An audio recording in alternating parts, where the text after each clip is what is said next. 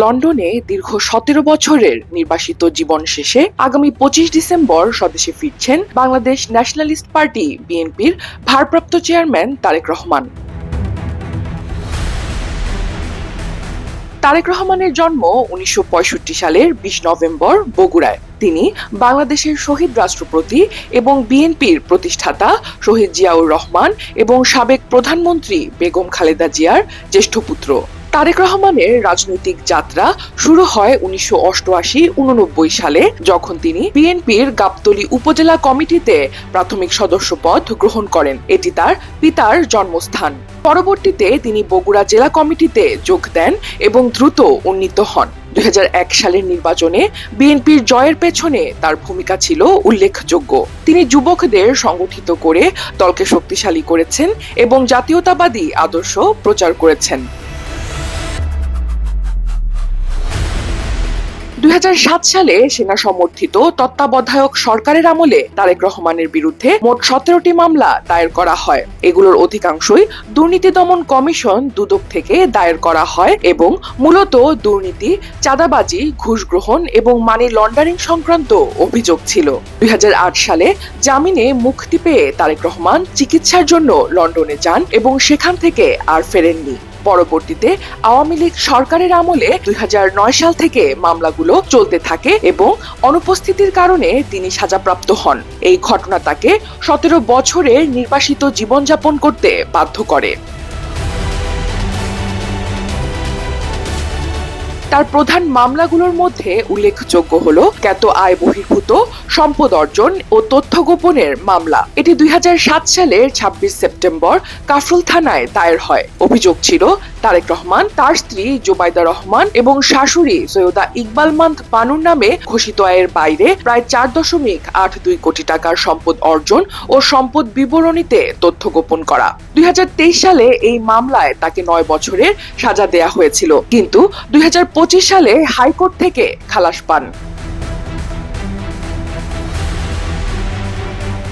দ্বিতীয়ত, money laundering মামলা। এটি মূলত ২০০৭ সালের জুন মাসে শুরু হয় এবং ২০০৯ সালে চার্জশিট দেয়া হয় ক্যান্টনমেন্ট থানায়। অভিযোগ ছিল তার বন্ধু গিয়াসউদ্দিন আল মামুনের সাথে মিলে প্রায় ২০.৪১ কোটি টাকা সিঙ্গাপুরে পাচার করা। ২০১৬ সালে এই মামলায় ৭ বছরের সাজা হয়, কিন্তু ২০২৫ সালে আপিল বিভাগ থেকে খালাস পান।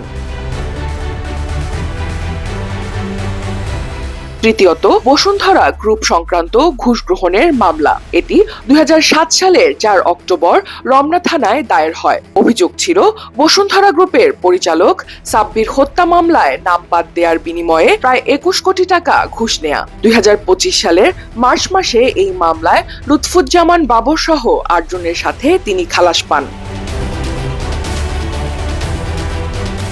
চতুর্থত, আব্দুল মোমেন লিমিটেড থেকে চাঁদাবাজির মামলা। এটি ২০০৭ সালের এপ্রিল মাসে দায়ের হয় এবং অভিযোগ ছিল প্রায় ১০.৩১ কোটি টাকার চাঁদা দাবি করা। ২০২৪ সালে এই মামলা থেকে খালাস বা বাতিল হন তিনি। এছাড়া গুলশান ও ধানমন্ডি থানায় আরো কয়েকটি চাঁদাবাজির মামলা ছিল, যেখানে বিভিন্ন ব্যবসায়ীদের কাছ থেকে ১ কোটি থেকে ৫৩ লাখ টাকা পর্যন্ত চাঁদাবাজির অভিযোগ ছিল।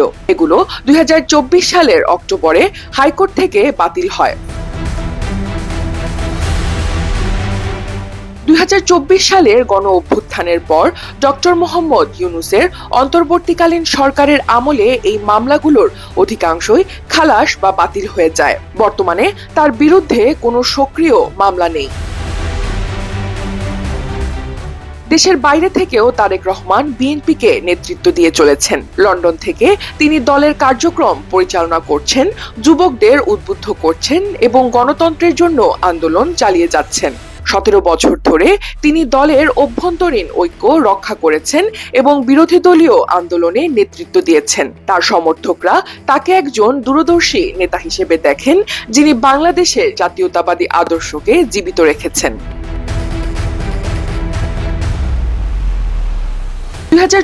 সালের জুলাই আগস্টে বাংলাদেশে গণ অভ্যুত্থান ঘটে, যার ফলে শেখ হাসিনার সরকারের পতন হয়। নোবেল বিজয়ী মুহাম্মদ ইউনূসের নেতৃত্বে অন্তর্বর্তীকালীন সরকার গঠিত হয়। এই সরকারের আমলে তারেক রহমানের বিরুদ্ধে অনেক মামলার নিষ্পত্তি হয়, যার মধ্যে 2004 সালের 21 আগস্ট গ্রেনেড হামলার মামলা উল্লেখযোগ্য।